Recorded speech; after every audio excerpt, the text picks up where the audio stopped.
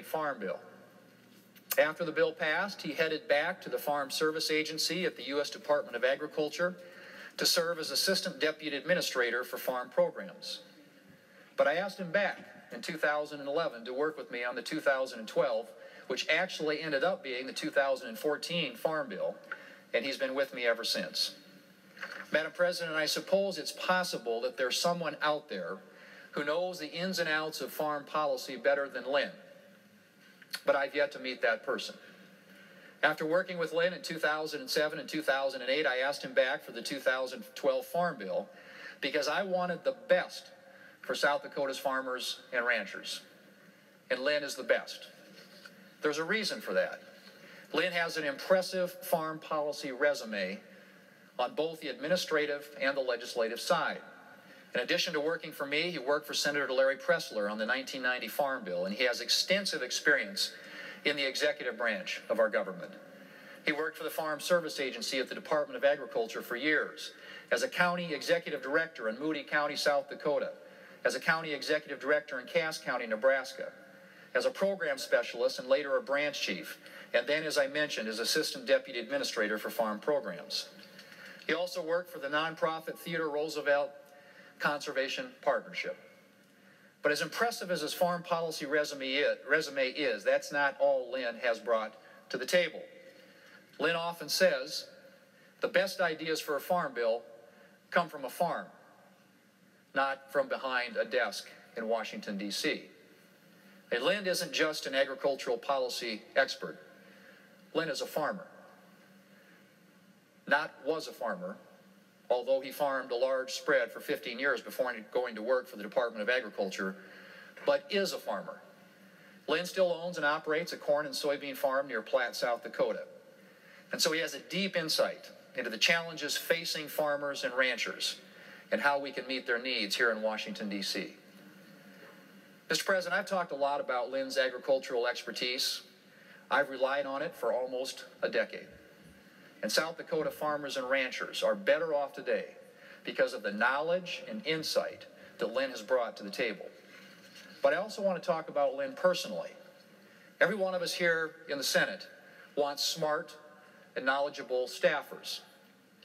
But in an ideal world, our staffers aren't just smart and knowledgeable, they also have the kind of character that Lynn displays.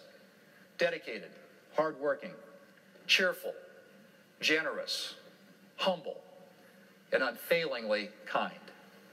He's the kind of public servant we all aim to be, and a gentleman in the very truest sense of the word.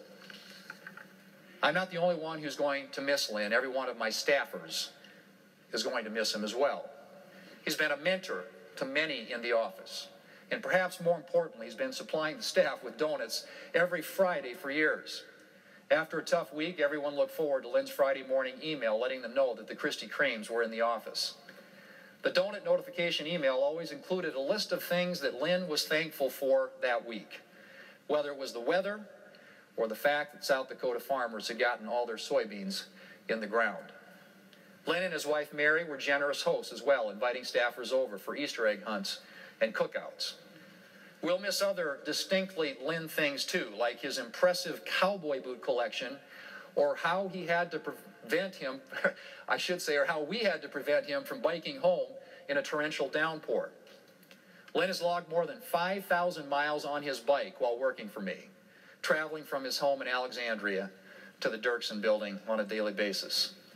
And of course, everyone will miss Lynn's stories, like the one about the day that a younger Lynn tried to bring a rattlesnake home in a burlap bag.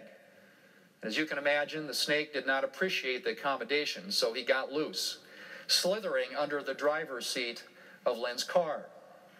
Lynn's abrupt exit from the vehicle created quite a hazard that day, with the snake as the only occupant of the now driverless vehicle rolling down the gravel roads near his childhood home. And Mr. President, when I talk about missing Lynn, I also have to talk about the farmers and ranchers in my state who will miss having him here in Washington. More than once, agricultural groups in South Dakota have asked Lynn to keynote their annual banquets. On one occasion, I offered to give the speech, but was told that Lynn was the preferred speaker. Mr. President, Lynn will be sorely missed, but he has more than earned his retirement. I know how much he is looking forward to spending more time with his wife Mary and with their 5 children and 10 grandchildren. I know he and Mary plan to travel to Hawaii and Alaska, and that it's a goal of Lynn's to visit as many national parks as he possibly can. I know he will enjoy sitting watching the waves with Mary at their house in Alabama, and of course, continuing to farm his corn and soybeans in South Dakota. Lynn, thank you for your service and your friendship. May God bless you in your retirement. Mr. President, I yield the floor, and I suggest the absence of a quorum. Clerk will call the roll. Mr. Alexander.